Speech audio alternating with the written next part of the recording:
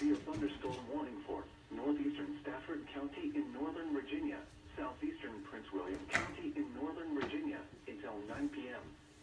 At 8:14 p.m., a severe thunderstorm was located 7 miles northwest of Stafford, moving east at 30 miles per hour.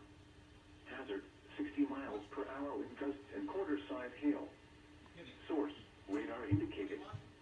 Impact, damaging winds will cause some trees and large branches to fall. This could injure those outdoors, as well as damage homes and vehicles. Roadways may become blocked by downed trees. Localized power outages are possible.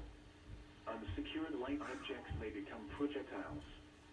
Locations impacted include Stafford, Quantico, Potomac Creek, Aquia Creek, Montclair, Triangle, Dumfries, Cherry Hill, Garrisonville, Arcandale, Brook, Ramos, Aquia, Glendy, and Roseville.